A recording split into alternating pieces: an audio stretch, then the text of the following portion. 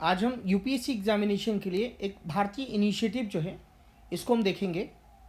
तो देखिए, सबसे पहले हम इंट्रोडक्शन में देखें तो भारतीय इनिशिएटिव क्या है। भारतीय stands for Bharat hub for agritech resilience advancement and incubation for export enablement. ये किसके द्वारा लॉन्च किया गया है? ये लॉन्च किया गया है कह सकते हैं कि एपिडा के द्वारा। एपिडा का मतलब क्या है? एपिडा का मतलब है आपका agriculture and process food product export development authority, इसके द्वारा लॉन्च किया गया है। और ये किसके तहत काम करता है, किसके तहत आता है? ये ministry of commerce and industry के अंतर्गत आता है। ये इनिशिएटिव क्यों स्टार्ट किया गया है? इस इनिशिएटिव का स्टार्ट करने का उद्देश्य है कि भारत के जो कृषि खाद्य हैं उनके निर्यात को बढ़ावा देना है और 100 कृषि खाद्य और कृषि तकनीकी स्टार्टअप्स को सशक्त बनाना है और उनको गति देना है।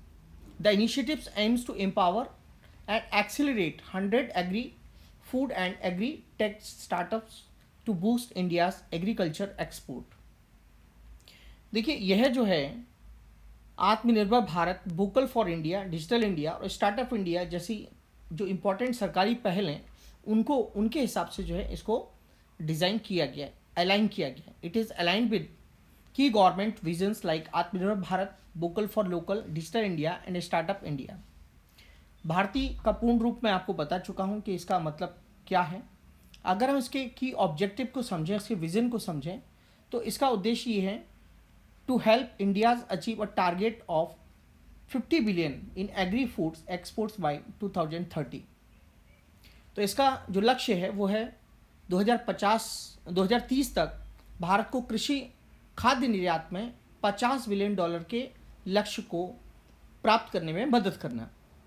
अगर हम इनोवेशन की बात करें, नवाचार की बात करें, तो इसमें जो है जीआई टैग कृषि उत्पादों, जैविक खाद्य पदार्थों, सुपर फूड्स, प्रसंस्कृत भारतीय कृषि खाद्य पदार्थों, पशुधन और आयुष उत्पादों सहित उच्च मूल्य श्रेणियों में नवाचार को बढ़ावा देना।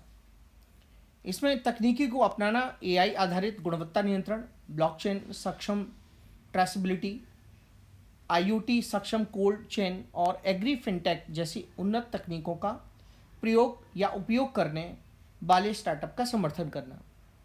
अब इसमें निर्यात में चुनौतियां क्या हैं? उत्पाद विकास, मूल्यवर्धन, गुणवत्ता आश्वासन, पेरिसिबिलिटी और लॉजिस्टिक जैसी महत्वपूर्ण चुनौतियों का समाधान करना। तो मतलब अगर हम इसके टारगेट को देखें तो to help India's achieve a target of 150 billion in agri food exports by 2030. Innovation, promote innovation in high value categories including GI tech, agri products, organic foods, super foods, livestock and ayush products.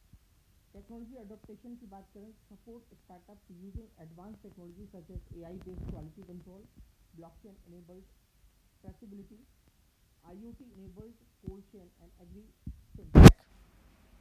Export challenge, critical challenges like product development, value addition, quality assurance और perishability and logistic structure of the initiative। तो देखिए, ये जो है सितंबर 2025 में एक प्रारंभिक pilot समूह 100 स्टार्टअप्स को सशक्त बनाएगा ये। अच्छा, उसके साथ साथ इसका जो एक्सेलरेशन कार्यक्रम है, चयनित स्टार्टअप्स को निर्यात तत्परता और बाजार पहुंच पर केंद्रित 1 और 3 महीने के एक्सेलरेशन कार्यक्रम से गुजरना होगा। सहयोगात्मक पारिस्थितिकी तंत्र, एपिडा पारिस्थितिकी तंत्र को मजबूत करने के लिए राज्य कृषि बोर्डों, विश्वविद्यालयों, आईआईटी और एनआईटी और अन्य उद्योग निकायों के साथ भागीदार करेगा। चयन प्रक्रिया क्या है कि एपिडा की वेबसाइट पर एक राष्ट्रव्यापी जागरूकता अभियान और आवेदन प्रक्रिया की शुरू की जाएगी। ठीक है। सिग्निफिकेंस क्या है इसका? सिग्निफिकेंस इसका ये है कि इसका जो उद्देश्य है वो भारत को एक वैश्विक कृषि खाद्य निर्यात केंद्र के रूप में स्थापित करना है और महत्वपूर्ण व्यापार क्षमता को अनलॉक करना है। Economic it's aims to position India as a global agri export hub, unlocking significant trade potential. इसमें इनोवेशन की बात करें, fosters a culture of tech driven agriculture and entrepreneurship in the agri food sector. Employment की बात करें तो creates new jobs across the food processing, logistic and packaging value chain. Global competitiveness की बात करें तो provides and scalable and cost effective solutions to enhance India's competitiveness in the international market। तो देखिए इसमें इसका नवाचार इसमें क्या है, कृषि खाद्य क्षेत्र में तकनीकी संचालित कृषि और उद्यमता की जो संस्कृति है उसको बढ़ावा देना है। इसे रोजगार मिलेंगे, खाद्य प्रसंस्करण, लॉजिस्टिक और पैकेजिंग मूल श्रृंखलाओं में नए रोजगार पैदा करना है। वैश्विक प्रतिस्पर्धा की बात करें तो अंतर्राष्ट्रीय बाजार में प्रतिस्पर्धा, भारत की जो प्रतिस्पर्धा है उसको बढ़ाने के लिए जो मापनीय और लागत प्रभावी समाधान प्रदान करना है। तो अब इसमें हम एक कुछ पोटेंशियल क्वेश्चन देखेंगे प्रीलिम्स के लिए। तो देखिए प्रीलिम्स के लिए जो पोटेंशियल क्वेश्चन है उसमें हम देखेंगे कि क्वेश्चन प्रीलिम्स के लिए है, कुछ स्टेटमेंट इसमें दिए गए हैं, वो आपको देखने हैं कि कौन से करेक्ट हैं। It is a joint initiative of ministry of agriculture and farmers welfare and the ministry of commerce and industry.